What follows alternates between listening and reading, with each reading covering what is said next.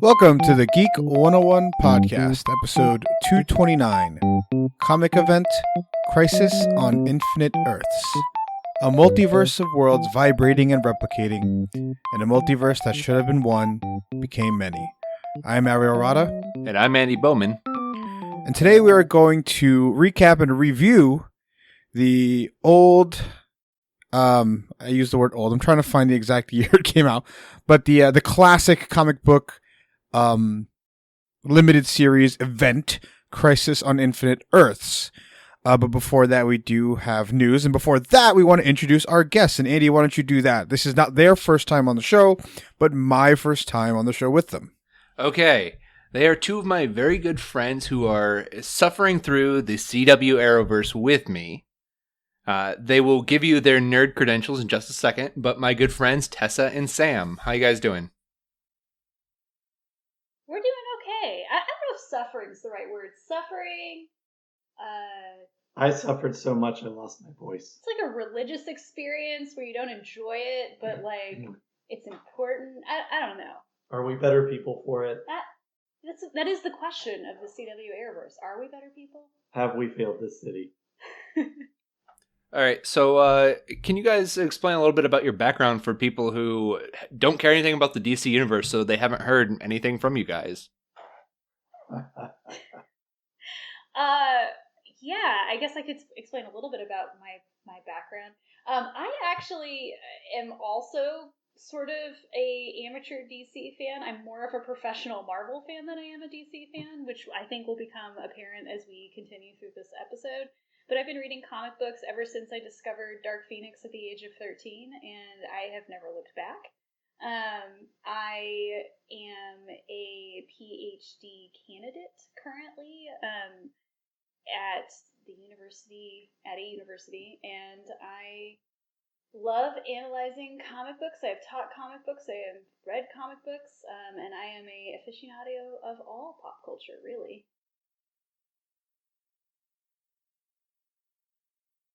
That sounds very nice. Sam is losing his voice if listeners can't tell. Yes, I'm an assistant professor of English.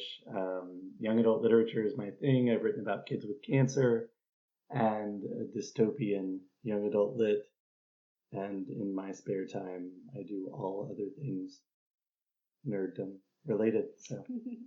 All right, well, let's get on to the first news that Sam just broke to me and Ariel right before we start recording.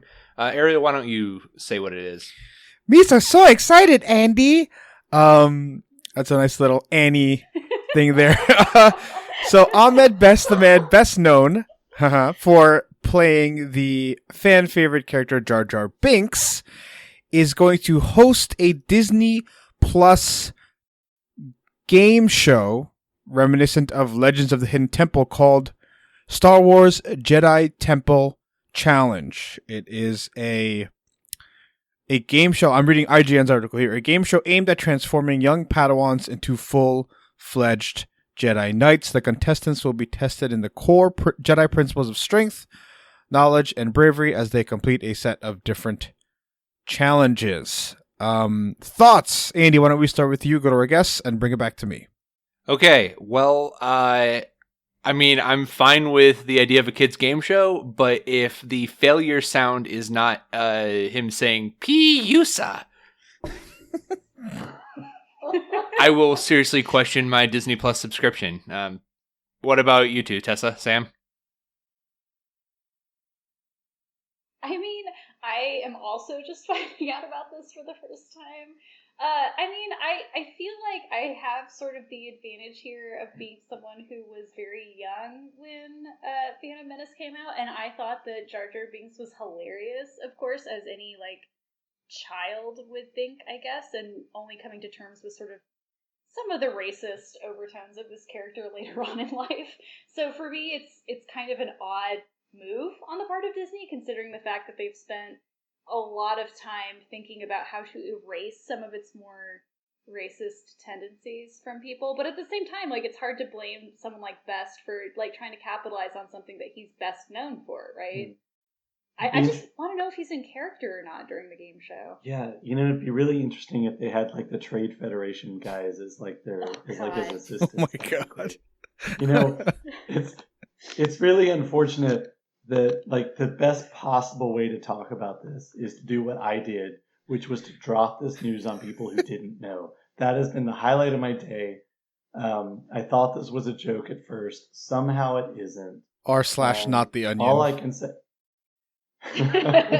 All I can say is, like, I'm really seriously disappointed with the press release when it talked about Padawans level upping to full-fledged Jedi, that there is no mention in the press release of midichlorians. That's the only thing I have a problem with. Ahmed Best is joined by Mary Holland, known for her recurring role as Shawnee in Veep, who will be playing a hilarious humanoid droid companion. Also from the IGN article. Oh, joy. I thought you were going to say also from This is fine. I mean, I don't know how to react to this. It's fine. It's weird. I think at first I did not think there was much value in like putting a game show on a streaming service, and then I watched Jeopardy for like an hour, and it was just the most enthralling thing I've ever done in my life. So sure, yeah, let's get some game shows on these streaming services. Right. Well, we need to have like a setting for if kids are sick from school where they have to watch The Price is Right. You just get the guy who played Dexter Jettster to be on that one instead of Ahmed Best. Oh. All right. Let's move on to the next piece of news, and this one might be good for our guests here with the Black Widow trailer. Why don't we start with Sam and Tess? What were you guys' thoughts on the Black Widow trailer? I'm so excited. I may have started cheering when I saw it this morning when I woke up. I mean, it was the first thing I saw when I woke up this morning. But I have so many thoughts, and I won't bore you all with them because I know that they are long and many. But I think that this is a movie that needs to exist. I didn't think that originally. Originally, I was like, I don't know if this movie does need to exist. This seems like really weird. It's going to be another origin movie. They're going to CGI Scarlett Johansson to like a younger version of herself. But when I found out that it really wasn't an origin movie, that it takes place within the timeline of the MCU, I think it's supposed to take place after Winter Soldier, but before Civil War, I became so much more excited. I have a theory that you can tell what part of the what time of the MCU timeline are you on by Scarlett Johansson's hair, by what wig she is wearing, depending on what movie it is. And so by looking at her hair in the trailer, you can tell it is after Winter Soldier, before Civil War. So it looks good. I mean, Florence Pugh is great. If you've seen Fighting with My Family, you know she's great. And Rachel, I can never say her last name. Rachel Weisz is also great. Dave Harbour is also great. And so I like that this trailer is giving me some really good, the best parts of Black Widow vibes. It's giving me Chosen Family vibes, which I always love those types of stories. Stories about chosen families are always great. I also think that this sort of addresses some of the concerns that some fans had that Black Widow had been fridged in Endgame. Spoilers if you didn't know that about Endgame. If you didn't know that, you should have seen it by now.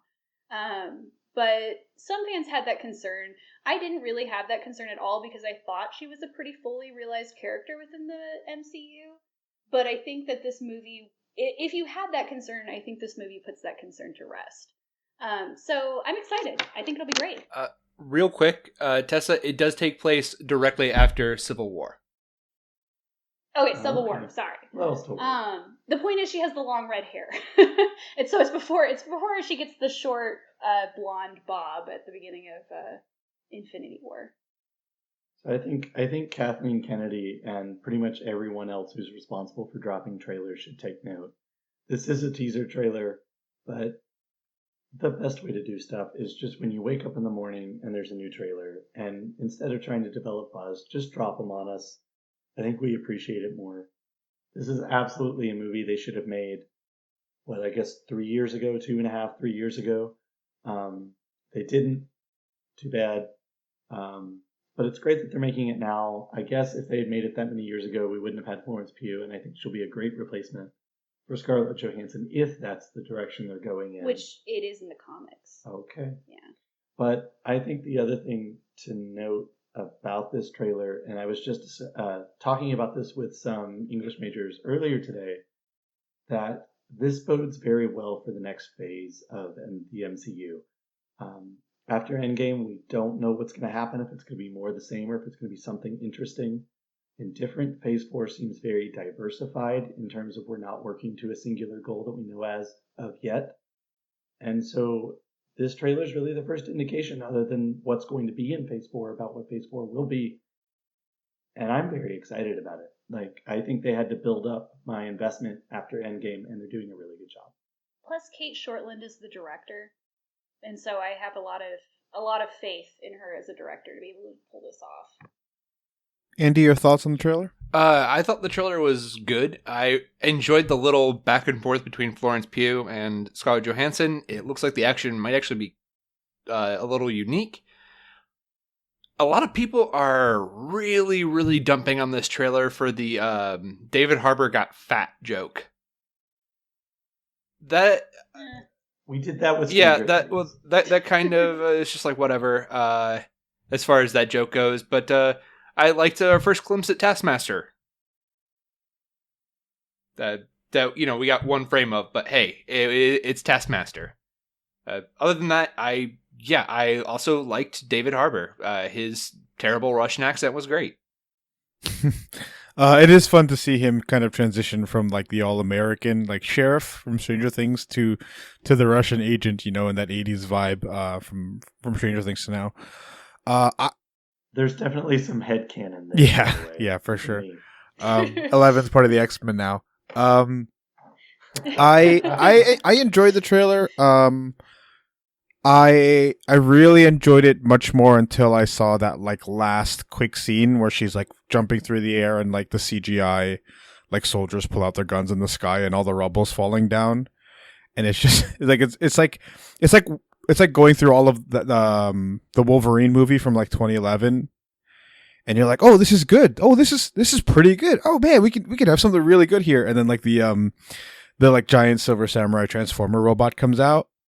And you're like, oh, no, this isn't good, right? Like, so that's the worry I have for the movie now, where we're going to get 75% of like this spy thriller drama, choreographed like martial arts film. And then like the last 25 minutes is like, or 20 minutes, last scene is like explosions and falling through the sky and ridiculous like superhero stuff. When in reality, I kind of wish it had just stayed in that little pocket that they were sitting in.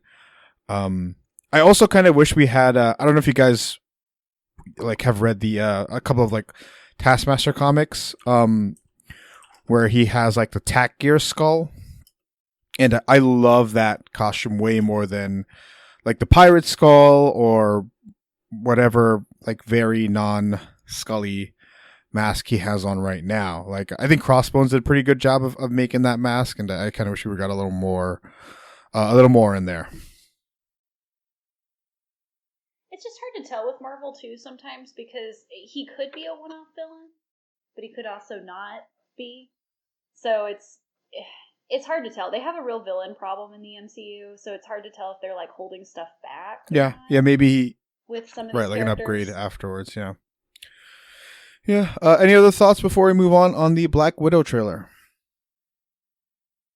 No. All right. But let's actually, I do think whoever did the music for it has been watching The Watchmen. Maybe is it the same guy? Perhaps. Trent Reznor. I doubt it, but it's just a very like similar kind of musical sting of da na na na. Yeah, Trent Reznor is definitely Trent Reznor and Atticus Ross. I wanted to say Atticus Finch. I almost said that. Trent Reznor, that would be great. Trent Reznor and Atticus Ross are clearly the people, like John Williams, who are going to be like the most imitated people. I mean, it sounds like that kind of thing is going to be the new Inception. Dom. Yeah, I'm trying to find here in the Wikipedia page if there is any word of who did the score. Nope. Well, it's not Trent Reznor because his name doesn't appear in the page. All right, but let's move on. I do agree the music was really good. I'm really glad we kind of went in this direction and not in like the Wonder Woman from BVS direction that what's his name, Junkie XL tried popularizing. But let's talk about Crisis on Infinite Earths, and it's very clearly a pertinent time to talk about this comic, which first debuted in 1985, because we are getting a CW like multi-show crossover event, which is going to coincide with the ending of Arrow. Is that correct, Andy? Yes. This will be the 8th episode of the season of Arrow, and then there are 2 more episodes of Arrow that are supposed to deal with the fallout of Crisis. But that'll be it. Okay. Can we get a quick update on how that Crisis... Did it start yet, the event? No. All right, so we will not have a quick... It hasn't started, but they've had like the end of like the midway season point for all the shows. I think all of them have happened, haven't they? At the time we're recording, there's one left to happen. We have seen Batwoman and Supergirl. Right, and they all have like the same ending that leads them into Crisis. So it's about to happen. Okay. Yeah, I will say, if you've given up on Arrow, this season is really good. Kind of because they are satisfying fanboy desires and kind of sending Arrow off with a tour through the previous seasons would be a way to put it. Alternatively, Arrow is bad. No, it's actually been really good this season. It got really bad and then it got really good again. You can hear us. You can get whiplash. You can hear us getting frustrated and angry for seasons 4, 5, and 6 of Arrow on the Road to Arrowverse Crisis show. I will freely admit to hate watching it about the middle. All right, you of the show. But let's take a look back to the page from the screen. Does anyone want to take a crack at giving a 2-sentence synopsis as to what the heck Crisis of Infinite Earths is? Not it.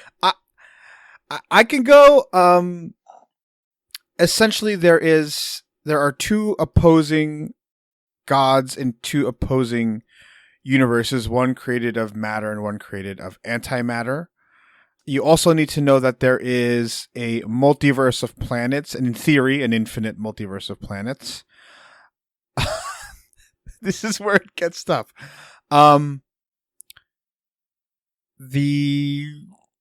Several of the multiverse planets are disappearing. Stop me if I'm wrong. And the DC heroes are brought together by mysterious forces to prevent the utter destruction of the entirety of the multiverse. Is that a good enough synopsis? That's not bad. It's not. Yeah, I mean, I think as far as stabs at it goes, that's pretty good. Can I give you another 2-sentence? Sure. It clearly needs more than 2 sentences, but go on, continue. You did good, but let me take a crack at it. DC Comics had too many things going on, probably because of drugs, and needed to consolidate. So, the solution was to have all the universes combined into one via superfluous villains and 5 different Supermans running around, while the non-powered people like Batman were just sitting there hoping that the power of hope would aid all of the Supermen. Okay. Alternatively, can I read a few lines from the comic? Sure. This is from page 54, and I'm going to try to do my best here. Firebrand, who is not a character that I am aware of, says the line, I'm still confused. Who are all these people? I only know of a very few. And that is how I felt while reading this entire crossover event. So, Sam and Tess, I don't know if you listened to the last episode, but I dropped, I think, a very, very hot take among geek circles. comic book writing is bad. And what I mean by that is the vast majority of comic book classics, and I'm going to say about 85% of comic books written, even in the modern day, are gobbledygook nonsense.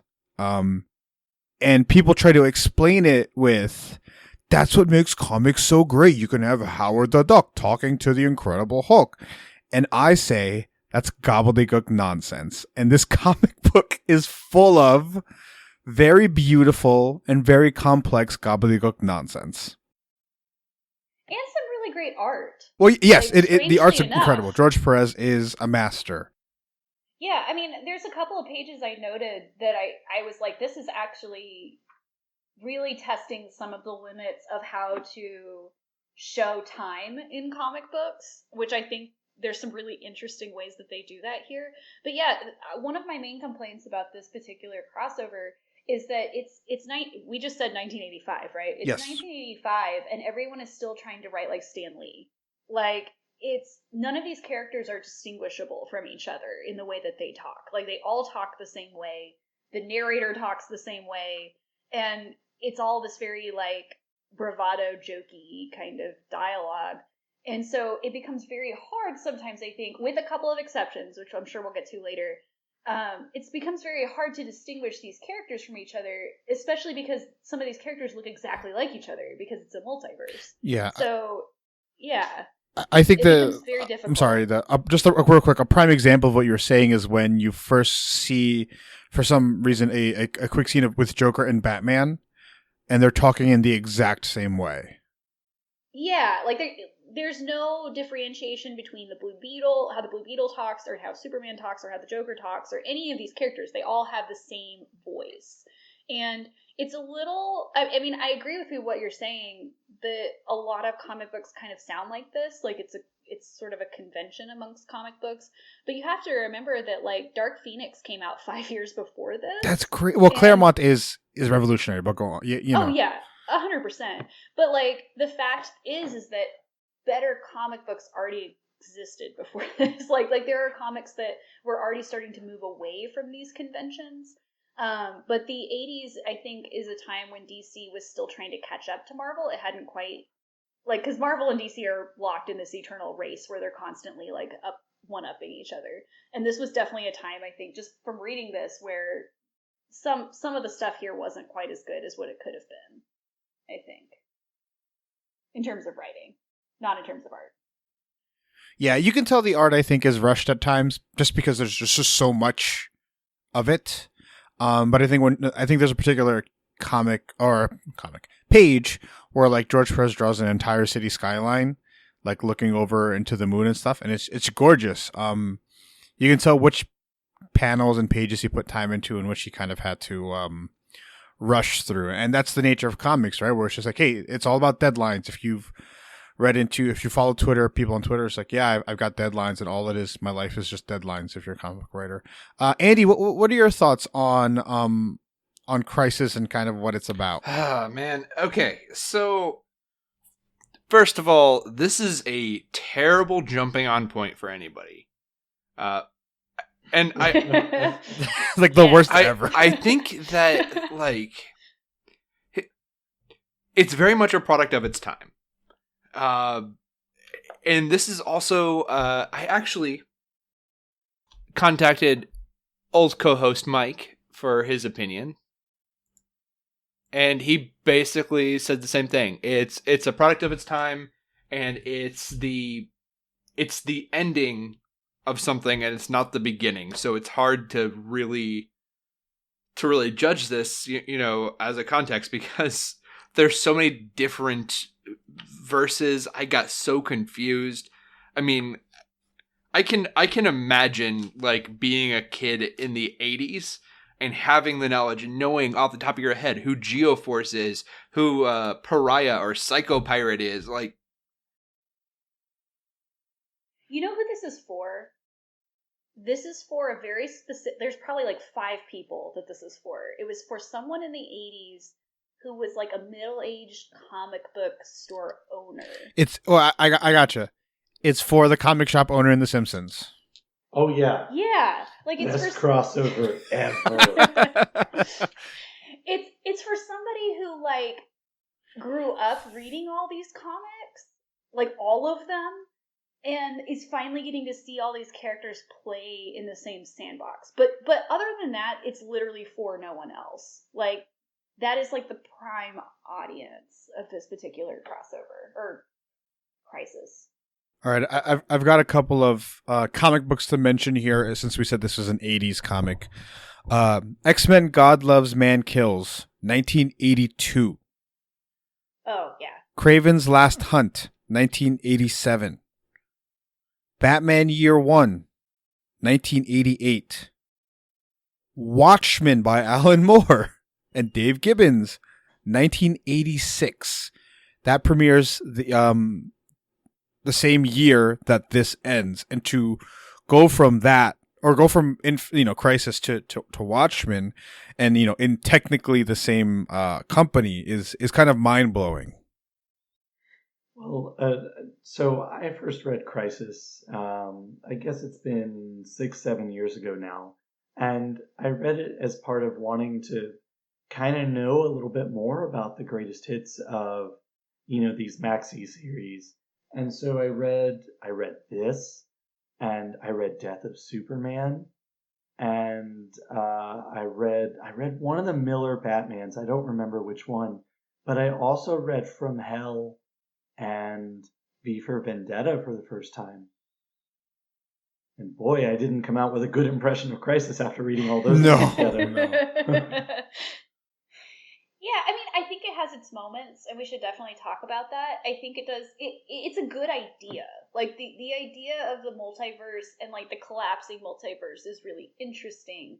But the execution of it, especially because they were trying to do something that was a business decision disguised as storytelling. It doesn't always pay off very well. Yeah, for sure. I'm sorry, Andy. Did you get your thoughts in on Crisis? I just keep. This book was so dense. It's so dense, and it just doesn't hold up to modern sensibilities. Yeah. So to me, I'm sorry, Tess. Did you have something to say? Oh, I was talking to Andy earlier about this. It's like reading Ulysses or Finnegan's Wake. Like, without the language, the playfulness of language, it's like, what are these references? Like, it is an exercise in modernism to read this. Yeah, it's pretty brutal. So I looked at like what reception was for this comic book back in the 80s, and most people were really excited about it conceptually, and really looked over its flaws, and to me, that instantly reminded me of the current DC moviescape, where fans, I'm just excited to see Superman and Batman and Wonder Woman on screen. And those things are very successful, and they'll be remembered for a long time.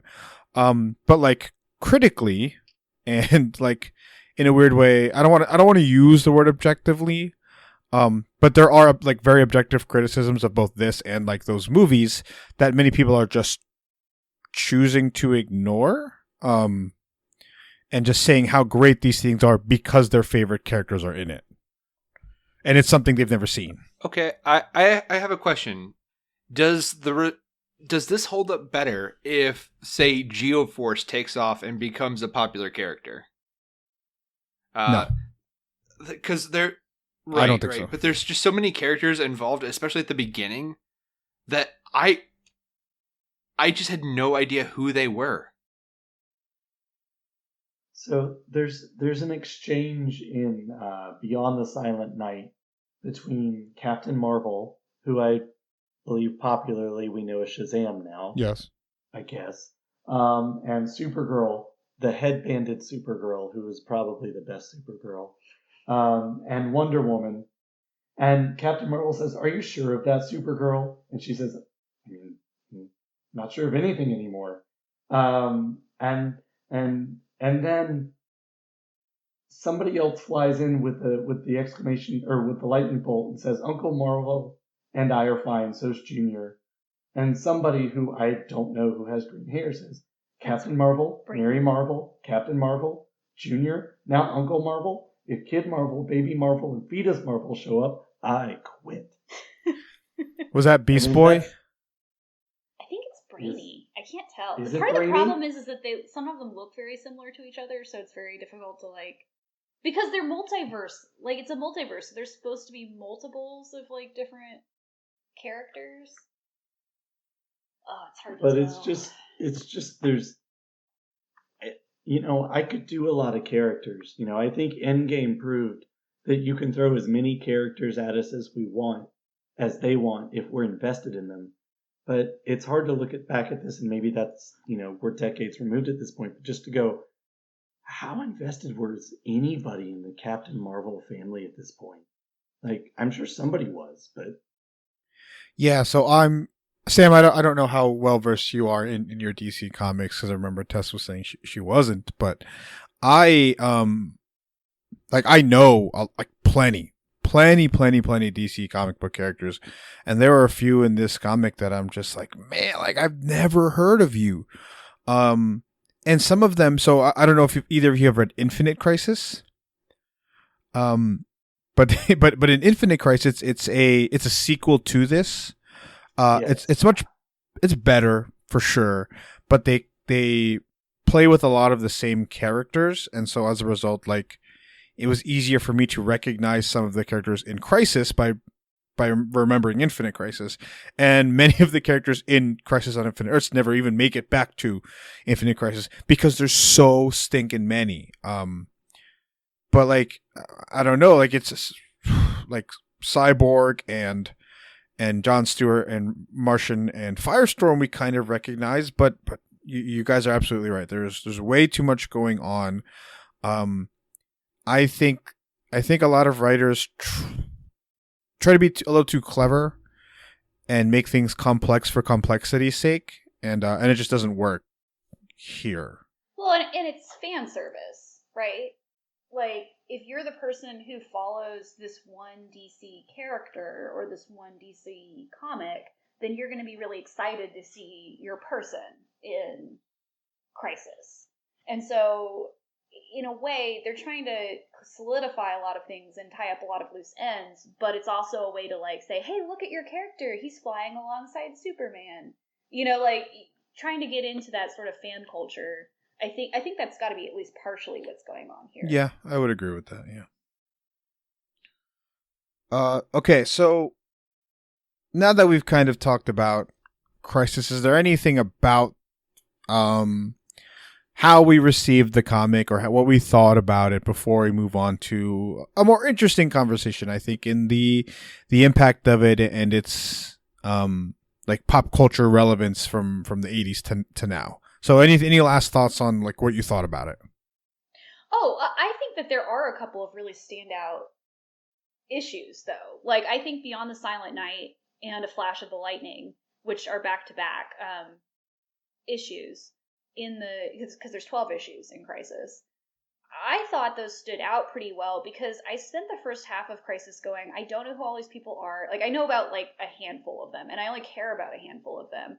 And, there's a lot of big lore going on with the Monitor and the Anti-Monitor and Lila, the Harbinger, all of this stuff. And I'm barely following the plot.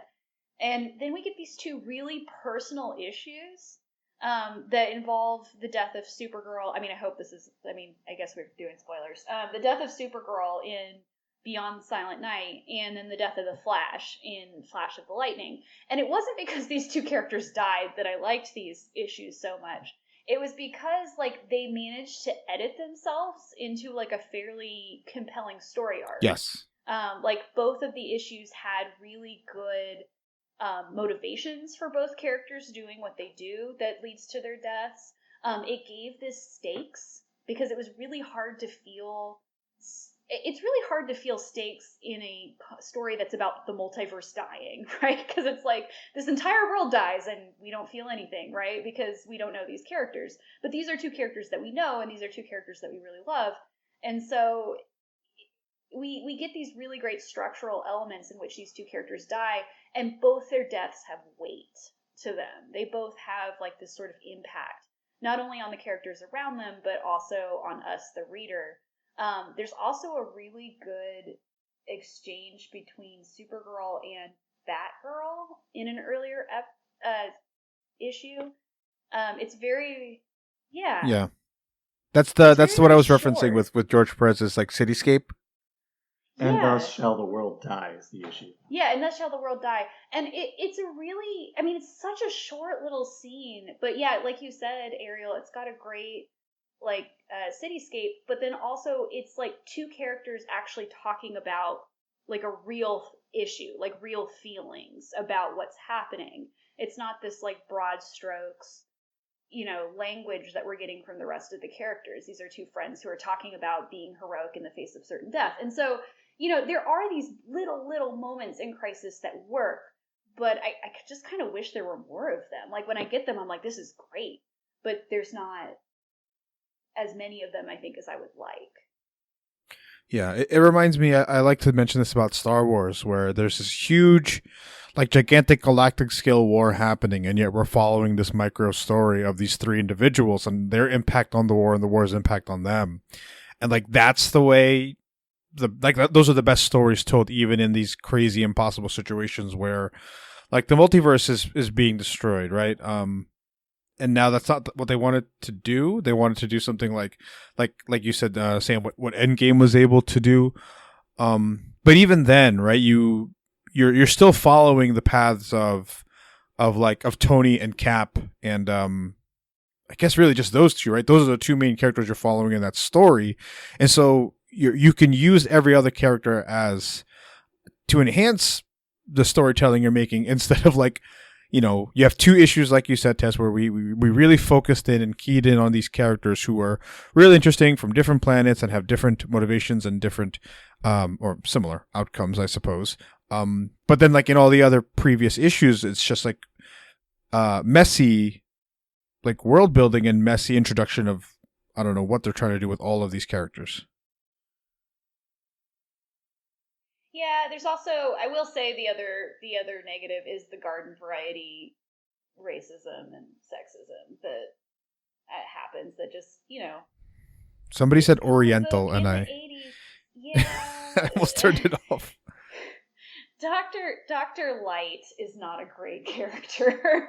Dr. Light is not a great character, and also Killer Frost, who I love Killer Frost. I have read several more recent Killer Frost comics, and I love the character of Killer Frost in the shows. She does not come across. Tessa, if you don't like Dr. Light in this comic, I've got bad news for you. It's a different Dr. Light. I mean, I love that Supergirl's death teaches her how to feel, because as a Japanese woman, she doesn't know how to feel. Yeah, Japanese people don't have feelings. Asian people don't have feelings. You're right. That's why I'm so mean to you, Ariel. Andy, yeah. Andy, you are thinking of a different Dr. Light the in male, terms of the character in Identity Crisis. Yeah, that's... the monitor creates a Dr. Light in Crisis. Yeah. Yeah, and she's like we see her before she becomes Dr. Light being like calling everybody cowards and like being super mean to people, like in a laboratory, like super cold and mean. Like, she's a stereotype, and then like she becomes this person with powers, is even more of a stereotype, and then Supergirl teaches her how to feel. And let's talk about like the way the pacing is at the beginning. People are talking to people off screen so much. Like they were trying to make it a big reveal that the Monitor and that there was an anti-Monitor, and they're just constantly talking off screen, and that is are talking to people who are off panel.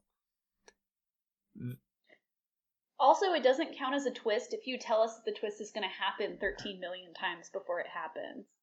Like we know Harbinger's going to kill the Monitor because they tell us so many times. I know. It's crazy. Yeah, there's a lot. There's a lot. That's the thing. There's a lot. Really quick, I can't stand the Psycho Pirate. I think in theory he works in some cool stories, like kind of almost like the Purple Man does. Um, but but then like they use him in such annoying ways, right? With like Killer Frost and stuff, and you're just like, all right, he's kind of like a crutch. But anyway, he's just like I have a gripe with him like throughout multiple comics. But let's talk about the impact of the Infinite Crisis or Crisis on Infinite Earths. Ooh. What in this comic book did any of you notice kind of reverberated through the DC universe as the years have gone by from 85 to now? If anything. Well, this is tough. You guys don't read as many DC comics I was as I going to do. say, I'm a sampler of DC comics, so I'm not sure I'll have to think about that one for a little bit. I have a more general pop culture observation if you prefer that or like that. Sure. I've been thinking about what I have that's nice to say about Crisis for a while now, and I realize what it is, and we're gonna run into Martin Scorsese here in a minute, so hold on. The thing that I think that this really does is it shows that there is we've spent some time talking about the negatives of this, but looking at it in a more positive way, there is so much of Detective Comics, DC, however you want to refer to it, so much lore that's been built up over the years that it is so thick and dense in an event like Crisis, where they try to service all of it in hopes that they can consolidate it, which is kind of ironic. But it really just shows how much is there, and it's not there without artists and readership and everything in between. And you really appreciate the fact that there's this really huge, dense piece of pop culture that so many people know nothing about. And that's a really interesting thing about popular culture, is that many of us have a thing that's our niche that we like more than most everybody else, and most everybody else knows nothing about it. And, with the MCU, becoming the huge, mega, big, huge, giant thing that it is, people are seeing that in ways that they haven't seen it before. But it was there. It was there with Crisis on Infinite Earths in the comics. And so when somebody like Scorsese, recently, dunking on the MCU, talking about it, it's kind of like, dude, I'm not really sure that you understand that there are people on this earth who care more about DC Comics than care about your movies. And sure enough, there are people who care more about your movies than they do about DC, and they can talk about your stuff in as much depth as people who love Crisis talk about Crisis. And, I think that ultimately that's one of the big traditions, legacies that Crisis leaves us, is this document that shows how much love and attention has gone into comic books. And maybe, you don't have to like them, you don't have to love them, but, honor other people's fan culture. I think that's the legacy of something we get from Crisis on the Infinite Earths, and then later from things like the MCU, which honestly might not exist without Crisis, because didn't Crisis show us that the whole interlocking stories work? Weirdly. I mean, so here's the thing. Like, my current stance on anything is that we need to kind of break down the reasons why we think things are good, and like really critically think and evaluate whether or not something is good. Like, I know it worked because it has a lasting cultural impact because of all the things they did combine, right? Like you were saying, that's good, right? To attempt this, but like narratively, like, does this work? Mm-hmm. Well, there have been conversations recently about Watchmen. That we love the show. We don't love the movie. And we don't love the movie because it's such a faithful adaptation of the comic book. It's almost a storyboard, is what I heard somebody describe it as. And I wish I could cite who said it recently, but we need to stop idolizing Watchmen as a graphic novel, because it doesn't work for so many reasons. But the one reason that it does work is its cultural impact and what it can do for us. So I think that's a conversation we can have as well, alongside the one that you say, talking about the quality of the thing, the quality of the thing and the impact. boy, those are two things that are hard to separate, but you can do it. I don't know if anybody, I mean, this is a super, super academic thing to say, but I don't know if anybody listening to this podcast reads or is familiar with the work of Frederick Jameson, but the idea of always historicizing is always interesting too. Like this idea of looking at the history of where ideas come from is always important as well when talking about them. I do have something that I think reverberates very well throughout the rest of DC comics. Ariel. What is the character? Who is the character who always it kind of summons the special events, right? This character will pop up for a few panels and then go it's the Flash. Okay, the Flash in every like major event that I can remember. One of the big things is always the Flash just kind of appearing but not being able to be present until the climax. Yeah, and that's I think a symptom of what DC has evolved the Flash into. If he was just a speedster, then he can use his speed to do things, but they've decided to make him like this guy who can run so fast, he beats the speed of light, he can travel through dimensions, and they've made it so that he thinks as fast as he can move. And therefore, if you were to try to write a Flash comic book that made any amount of sense, there'd be no crime in Central. Was it Central City? Because he moves faster than you can think. And so for example, for the Psycho Pirate being able to like manipulate the Flash's thoughts, like it just wouldn't work. I would just slap you in the face and you'd be knocked out cold because I'm the fastest being in the universe. And I do like that they use him as either a vehicle or a warning sign, right? Even up to very recently with Doomsday Clock, I think is what it was, where the Flash is front and center. You had Flashpoint, and making him the crux of those things is really cool. But it's also like a bit of a problem that you've created this character, much like Superman, where it's just like, man, we've got to write around. It's like we're having this problem in Destiny, where in Destiny they have these guns and these abilities that are like so good and so functional that they have to just get rid of them in order to be able to create new content that can't be solved by using this one thing. But that is a really interesting point with the Flash, where he is kind of I know we have a character named Harbinger, and then we have that character named Pry, who literally has to be present at these things. But as the DC universe goes throughout the last 30 years, it has been the Flash. Great point. It is weird to me that Batman is not part of this more. Like, I get that it's like a cosmic event, and so like you can't necessarily include non-powered characters as much as you would like Superman or Wonder Woman or someone like that. But like Batman seems to be like the rock of the DC universe to me. Like, I mean, without Batman, I don't think the DC universe really exists as much. Like, I mean, at least financially, it doesn't exist as much. And so it is kind of odd that they wrote an event that doesn't have the Batman play a large role in it, which is kind of odd. I mean, like I said, I only sample DC comics, so I don't know how odd it is or not, but like to me it just seemed really odd. As I was reading it, I was like, man, I was really expecting a lot more Batman. It's very odd. Way to put him in Flashpoint. I mean, they did find a way to put him in Flashpoint. That's true. I have read Flashpoint. Also odd that Barry Allen did not cause this to happen, as I have come to expect from my events, that usually the Flash causes things to happen. I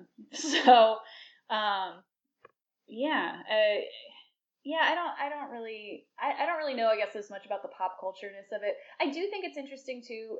I don't know. I mean, I know that the multiverse as a theory has existed for a lot longer than this comic has been around. I mean, I know like Star Trek, for an example, was doing stuff with the multiverse before this. But I wonder if this also helps sort of bring that into fandom a little bit more, like the idea of a multiverse, like the theory of the multiverse and time travel, although there's not a lot of time travel proper here. But I just think that's the most interesting part of this. Like, I'm fascinated by multiverse theory. And I almost wonder, I almost wish they did more with it. like this idea of like jumping through multiverses and having different versions of the same character. Yeah, it is interesting that they want to call it like Infinite Earths, and yet the only multiple character that we see is of course Superman. Actually, no, that's not true. We have Lex Luthor, Green Lantern, in So a many sense. Lex Luthors. Well, you know, everything goes through Superman is as the phrase that is later introduced in Infinite Crisis. The Batman thing, you make a great point because he is very much shoed into the center of Flashpoint, of Doomsday, of Infinite Crisis, of Final Crisis, which was another one that like looks really great, and then you try to read it and you're like, what's happening? The crux of Batman is, I think, a large issue with the DC universe. On the whole, he's such a popular character, and they, you know, it's their you know their need to sell comic books that force them not force, but justify them putting him in everything. And it is interesting that at a time where he's still really, really, really, really popular, he's barely in this. And he has no major role in it. So, interesting point.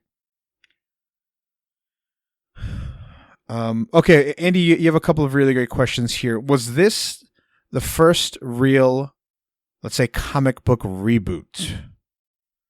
Crisis on Infinite Earths. Now, this is where I do want to invite fans and listeners to correct us.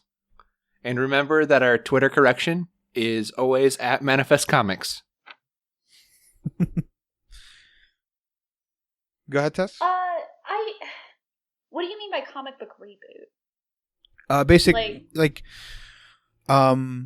don't know, like the New 52 and DC Rebirth and all these things where the universe was one way and then an event happens and then now it's a different way. So like a cosmic reboot. Yeah. Because I immediately go to X-Men. Because they had like a team that was completely rebooted. When Stan Lee came up with the original team, but then it was completely rebooted later. So you're not no. kind of reboot. Really talking about like the entire universe as you know that existed alters in a fundamental way. When did we get, so obviously the Marvel thing with the Ultimate? That's later. That's much later. Although that's another good pop culture thing, is that like Marvel does this much later with Secret Wars and when did Secret 2015. Wars much. No, the original Secret Wars is May '84. Yeah, that's Ooh, first. Marvel did this first. Wow. Marvel did it. Simpsons did it. That's not a great comic book either, but it is much right, and simpler. we get Venom out of it. You know, Venom from that hit movie, Venom. Stop. With a hit Eminem song, right? Venom, Venom, Venom. Oh, no. Wow, I didn't know Secret Wars came out in '84. Yeah, That's did. interesting. Wow, okay. Okay. Yeah, I don't know if I can think of another one. Although, yeah, I mean, this is very close in time period. So, again, part of the arms race that is the Marvel DC relationship. Wait, and Superman gets his black costume After Death of Superman, which happened in the 90s. Okay. For some reason, I thought that he had his black costume a little bit after this, too.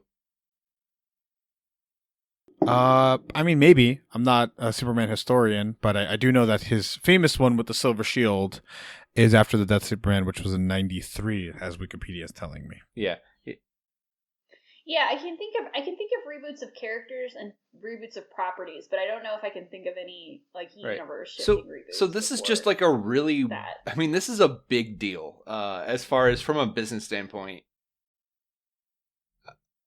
And I feel like, I mean, Sam, your original statement was correct. Like, there were too many heroes, too many cooks, and they just had this dense world, and they decided to trim it down a little bit. Yeah, and I mean, it's one of those things where it's like, it's great that you were able to have that many cooks and that many different storylines. It says something good ultimately about what you're doing, but it's not sustainable.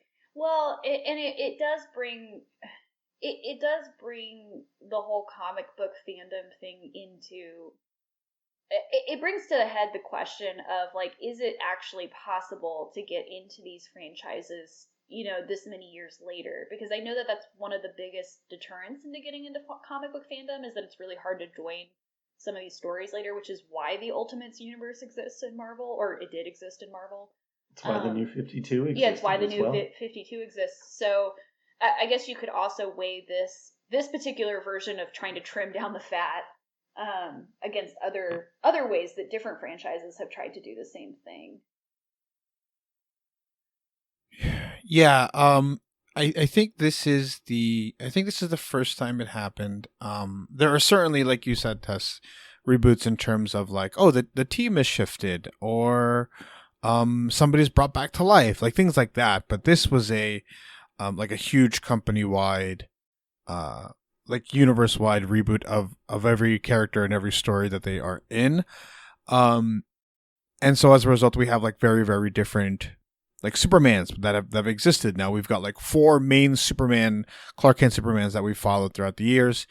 Famously, Marvel has yet to do this at any point in their history.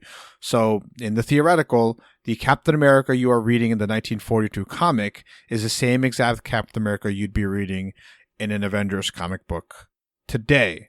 They of course skew timelines and just wave the magic Disney wand and say this is it, right?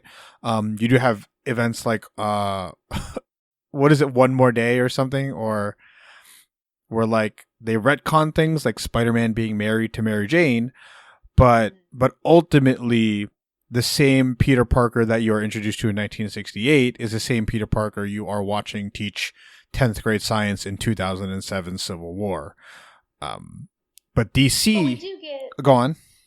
Oh, sorry. I was going to say, we do get Marvel pulling a very similar move, though, with the Ultimate. Like, I'm still thinking about the Ultimates parallel here.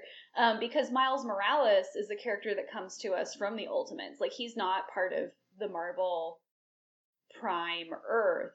And so, like, there's an issue of Crisis where everybody wakes up and the Earth, like the Earth that they're on is the only Earth, right? But there are people who remember being on different Earths and remember having like families and remember having like, there are characters that are stranded that have no identity like on this Earth because they don't actually come from that Earth. And that's very similar to what Bendis et al. Have done with Marvel, with Miles Morales especially, is when they folded the Ultimates into the Marvel Prime. That's kind of the same thing that happens, is that you suddenly have this character, this very popular Spider-Man character, who, like, has a new family. Like, his father and mother from the other Earth are dead. Like, they don't exist anymore. And so it's really interesting to me. I hadn't thought about that as a parallel before, but Marvel does kind of borrow a page from this book when folding some of these characters in. Yeah, in a much more simple setting, because that is literally just the one, let's call it 616, right? And then of course the Ultimate Universe, which numerical value I do not remember off the top of my head.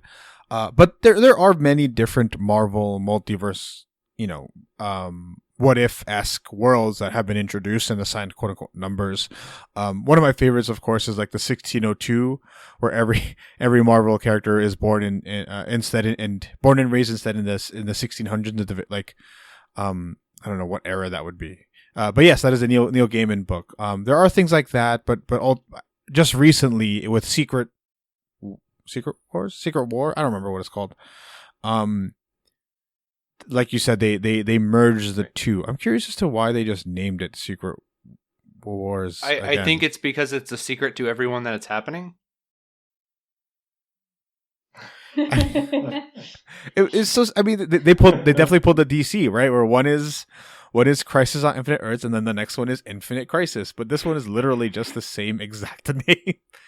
So they should have called it Wars of Secret. Yeah, Wars of Secret Crisis or something. I was trying to think of something outside of the comic book universe that really speaks to the same kind of reboot nature. And really all I can come up with in my head is James Bond, for 2 reasons. I mean, there's obviously the recast from Sean Connery to Lazenby, back to Connery, and then to Roger Moore and so on. But we're do when Daniel Craig hopped on, we decided to do Casino Royale again, and I know again is tenuous because that wasn't a Broccoli owned property at that point. Casino Royale was a different thing when it was made first, but then we went back to the well with Blofeld, and so this current incarnation of Blofeld is basically ignoring the one that happened before. So that's maybe one that's kind of done a similar kind of look the other way, we're going to reboot strategy, but it doesn't really work as a great parallel because comic books are their own thing, but it's a little bit similar in thinking about total reboot. Yeah. Is there anything else? Are all adaptations multiverses? Is that where we're going with this? The Bond multiverse. Yeah, I guess there's a multitude of things can have multiverses. I mean, if you're, I don't know, there's a lot of stuff out there that's just. I think Terminator's another one where you're just like, this isn't making any sense anymore, and it can't possibly be the same exact timeline we're talking about here. If you talk about Terminator anymore, the retcon police will come and take us away.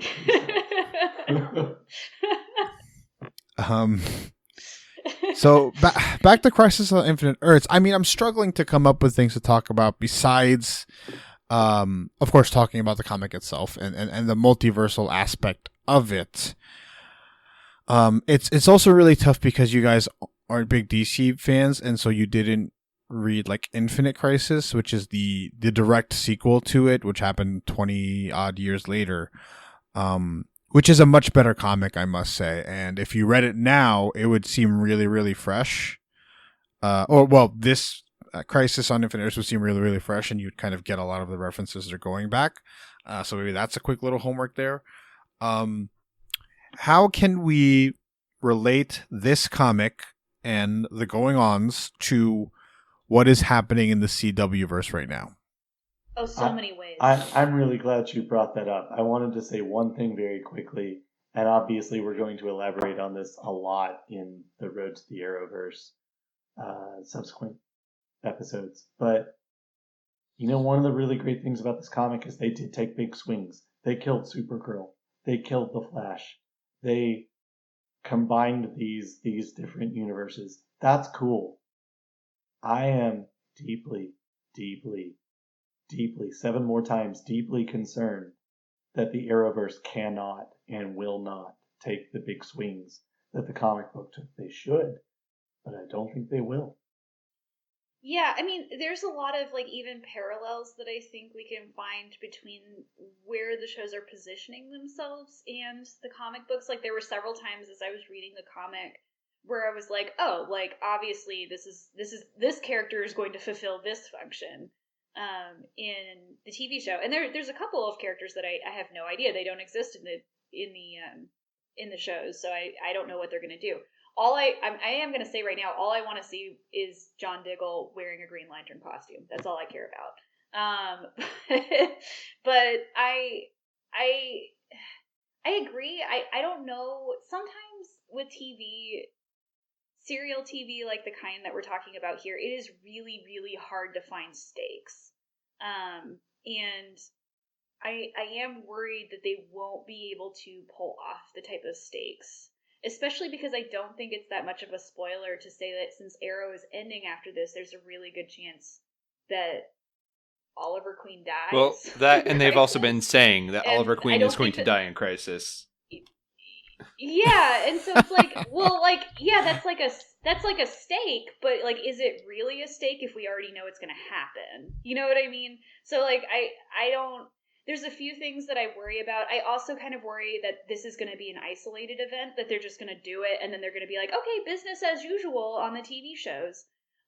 When an event like this would really have large effects on the characters involved if we're going to collapse an entire multiverse into one Earth. New show, fall of 2020, Arrowverse Therapy. I worry a little bit that they're going to write this very lazily and not actually do something cool with it. They're just going to be in it for all the cameos and not for the actual and Tessa, to add to your point, the knowing that this crisis is coming up is actually taking away from the current stakes in the The Flash this season, which is terrible, which is probably the worst writing-wise the CW has ever produced. It is taking And away. that's a contest, man. It's taking away from the stakes of both Flash and Supergirl, because I don't care about your stupid villain. Like, why aren't you preparing for Crisis? Like, if you know it's coming, like, that's the thing. They've been teasing Crisis since the crossover last year, and the Monitor has been showing up. Like, the Monitor was the villain of Crisis, or of the crossover last year, and he's like, a crisis is coming, and Barry Allen is going to die, and Oliver Queen is going to die. And so it's like, if you know that, what the hell are you doing with these other villains? Like, like I don't. heroes, dude, and okay, boomer. Yeah, on, Flash it's and like, Supergirl. I don't, like, you know what I mean? Like, even if you don't know that the multiverse is going to collapse, like, there needs to be more storytelling leading up to this crisis. It can't just be like, everybody was going about their lives as usual, and even though they knew Crisis was 2 days away, like, they have a date. Pick up the phone and call somebody. Hey, Also- Supergirl, Like, did you know? I can't take it seriously when a character actor says, "There's a crisis coming. This crisis is coming." yeah. Like, it's one thing to read it on pages be referred to as a crisis. It's another thing to try to take it seriously during a dramatic moment. It's almost like Arrow. I was at season 2 when they first introduced Deathstroke, and like him and Oliver are just standing in front of each other, just like, "I'm gonna kill you," and then they're just staring at each other. Nobody's taking a shot. They have multiple chances to kill each other, and it's just like, but this is the danger of creating a world too big. I think the MCU, as much as I love it and as much as they do things well, I think one of the major criticisms is they are not juggling the properties and the plot lines. I don't want to say well enough, because obviously they got away with it, but like, there are times where the simple question of, why don't you give Iron Man a call, is unanswerable. Yes. Well, so, like, I will say, like, Arrow has done a good job. Like, surprisingly, Arrow has done the best job of all of the properties so far, because, like, Oliver Queen knows, like, Oliver Queen and the Monitor have been going on adventures for this first half of the season of Arrow, and we'll talk about that in the Road to Arrowverse. But, like, it feels like watching Arrow this season has made me feel like, okay, Crisis is coming. Someone is preparing for it because they know the day that it's going to happen, because that's part of the whole, like, build up to this. But, like, everybody else has just been like, I guess I'll just enjoy life while I can. Yeah, well, except for the whole, and I swear we're gonna talk about this later. Oh, I won't get God. into it now, but except for the whole Earth 2 of it all, where I came very, very close to getting a pitchfork and torch and marching on because boy, oh boy, Like, the most unforgivable thing happened. And I'm not going to talk about it now, but it happened. but, like, yeah, it's very hard when you don't get Oliver saying, hey, Barry, like, guess what I'm doing? Like, you know, or Barry, or Oliver, guess what I'm doing? You know, like, there definitely should be a lot more communication. But even if we're gonna, like, pretend like we're gonna follow the convention of comic book properties and say that none of these characters can talk to each other except for on crossovers, like, even if we say that, like, how are they not, like, trying to find more information about Crisis? Like, how are they not, like, stockpiling? Like, you know what I mean? Like, it just seems very, like, I guess it's just Okay, in episode 2 of this season of The Flash, The Figure it out. Flash has the freaking cure. Like, he has a way. He has a way to live past Crisis. It's in episode 2, and he just throws it out the window for almost no reason. Yeah, so I will say that's the one thing that really makes me worried. I am very excited to see all of the people, though, I will say. Like, I mean, there is a big fan nerd part of me that's extremely excited to see Linda Carter play Wonder Woman. Like, you know, like because that's how Crisis should work. If you're going to have all of these different versions of these characters in one room or in one episode or whatever, like, do the pop culture thing. Yeah, Like, that's what Endgame everybody did, I who's- think.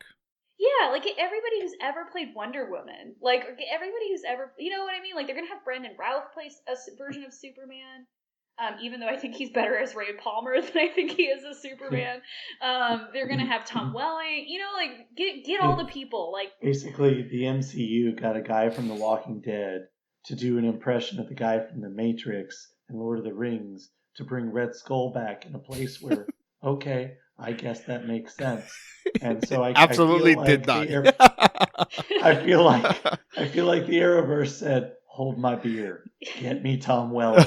Get me Brandon Routh. We already have Brandon Routh. You say? Put him in a Superman costume."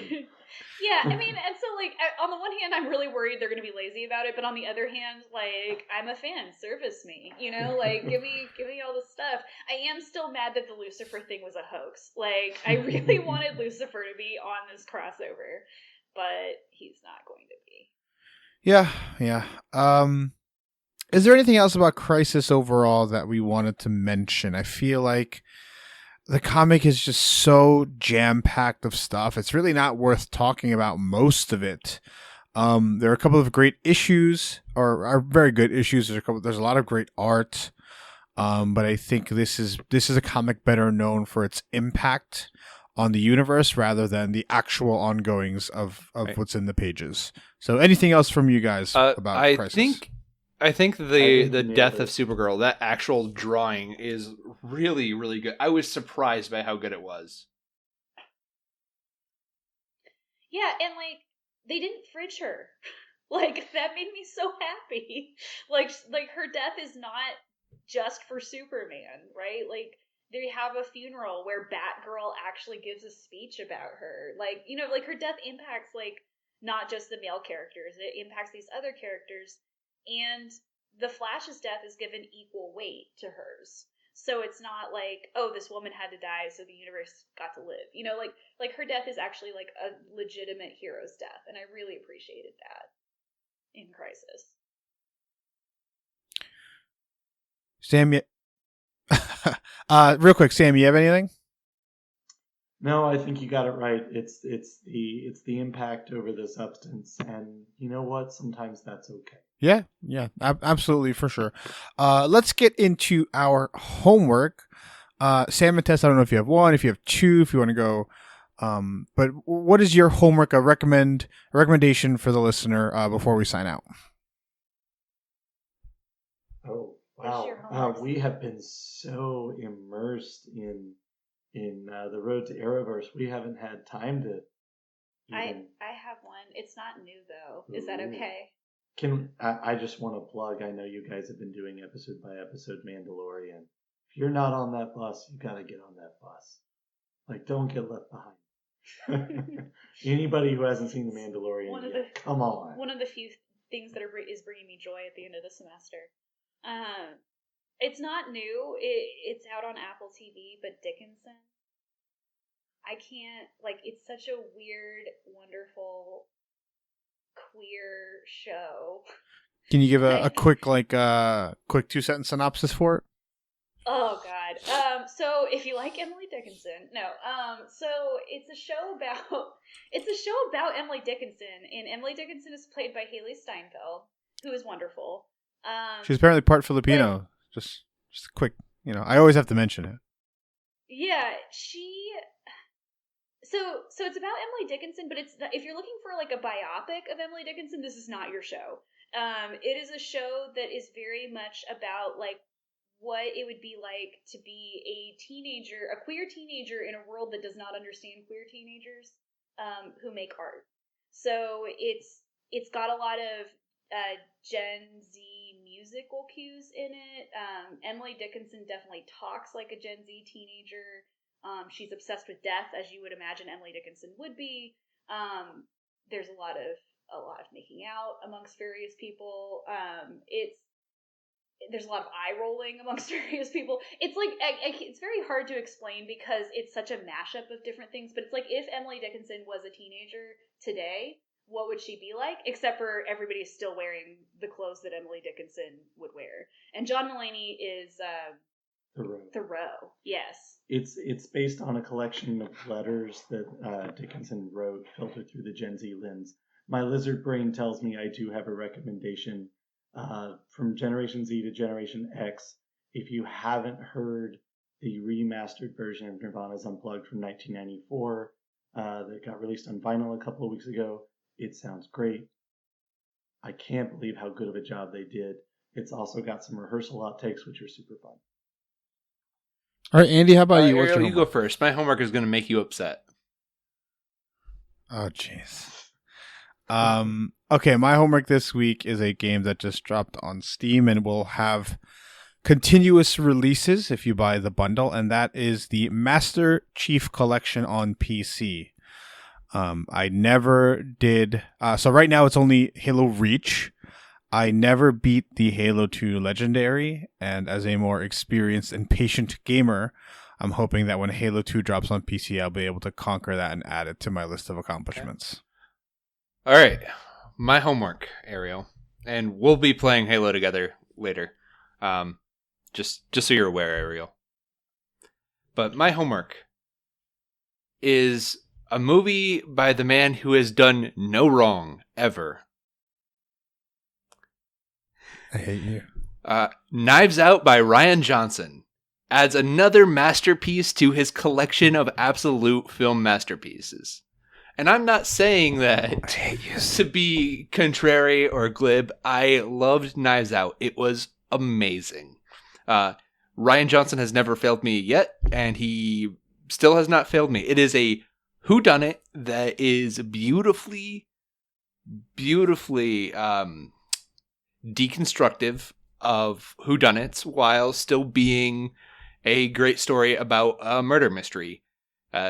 Go see it. It's amazing. You can take your kids, you can take your family, you can take your wife, you can take your grandma. This sounds like a trap. It's pretty vulgar to take your kids. If you're okay taking your kids to a PG-13 movie, you're good. Fair enough. I have no problems with non-Star Wars Rian Johnson things. And I think the nature of his filmmaking lends very well to whodunits. I'm aware. Did you see Knives Out yet, Ariel? No. I have been swamped with personal life stuff in a good way. It's wedding planning. Gosh, yeah. Bless your soul. What? Yeah. It's just it's really busy right now, and then it'll be fine for a year, and then it'll get really busy again. But sure, check out Knives Out. Check out, what's the name of that show, Tess? Oh, Dickinson. Dickinson. I've heard everyone is yeah, Apple TV is kind of lame, except Dickinson. Try that. So that's good. It's also only half hours, so it's a real easy investment. Okay. So if those seem to tickle your fancy, please check them out. If you want to brave the open space of the Halo world with me or Andy, you could hit us up and we'll give you the sources to do that in just a moment. So before we sign off, Sam and Tess, where can people find you online if you guys are so inclined to let them? You can find me at Swela Tessa on Twitter. Swela is spelled SWEHLA. And I'm on Twitter at Sam_Morris9. You can find me on Twitter at Hebrews Pale Ale, and you can find me on Letterboxd at the same address. Or you can find me at Dread Pirate Rada. You can find us at Geek 101 Podcast on Twitter and Facebook and Patreon. Email us geek101pod@gmail.com. That's all we have for today. Class dismissed.